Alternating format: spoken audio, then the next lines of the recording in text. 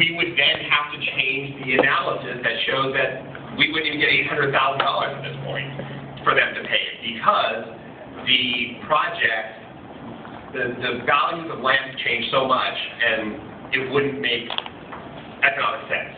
So if they don't have funding, why go ahead with it? Sorry. No. So the idea then is, Just can't get the license if away with it. this goes forward, the CRA doesn't release the project to them until they have confirmed all the loans and funding to make the project pencil and that work, and that they've actually signed contracts. So the CRA will hold it in the end until they have that ability. Question, Jim. Sure. Yeah, I'm Cruz. I'm with the CCLA. I have a question in regard to the rush. The governor just announced the budget. Sure. If the CRA wants the input and as well as the support from the community, why not hold a regular meeting, put it on the agenda, talk to the community? But it was done very quietly, very fast, and yet you're trying to tell us that you have the best interest at heart for the city of Los Angeles. I don't get it. Which one? We don't buy it. Referencing The special meeting that you guys... the $930 million. Yes. I mean, if you guys... $1 billion. Why the rush? Why was it pushed through? That's actually a great question. Follow-up question on that one. I appreciate that one. Just follow-up is another question on that one. The usual process, as far as I'm concerned, as far as we all know, is from CRA going to the city council. It usually takes about maybe a week. Right. This was done like that, Friday. right after holiday.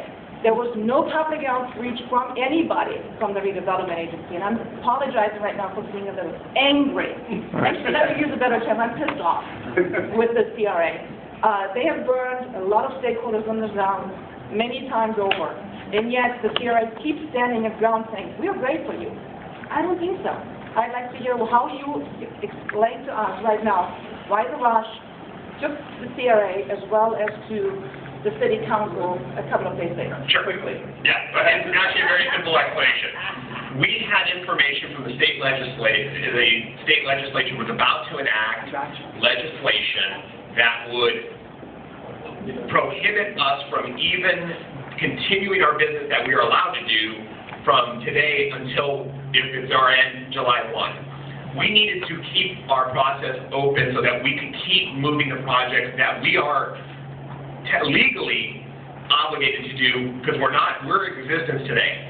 So the legislature was willing to pass a legislative act that said you cannot spend $1 more of the money that we have given to you for this fiscal year until we finish this whole budget discussion. And to be perfectly honest, that's not a fair discussion, and we are in the process of negotiation. So we put through this $930 million that would allow us to continue operating until such time as we are either eliminated or what. But we didn't feel within a fair discussion with the state legislation the way they were about to drop legislation. Now, we understand that legislation may be on hold, based on what we did. Thank you. Next question, please. Hi, Jim. Mary Garcia. Good to see you again. I have a couple of things to say. First of all, I don't understand why it takes 20 to 30 years to do a project in the community. If we did that in North Hollywood in NoHo, 30 years and we have a one-block strip mall, and we were promised a cultural arts, oasis, and this is what we ended up with, okay? So I think that there should be a time limit, and I think there should be a discussion on that as to how long you're going to be there and when you're going to leave, number one. And there should be a discussion with the developer as to how long he can hold on to that land. That he's made a deal with you. It's like, Laurel Plaza, etc. 10 years now, blight. They ran all those businesses out of there because they were going to build, and it's blighted. And now they want to come in with a Costco and a studio or something.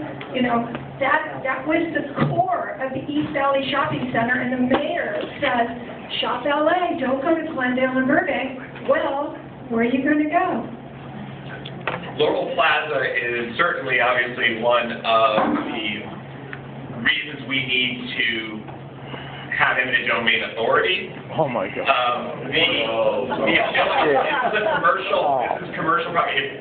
Look, you go talk to those folks who live around there, they'd be more than happy if we took this property from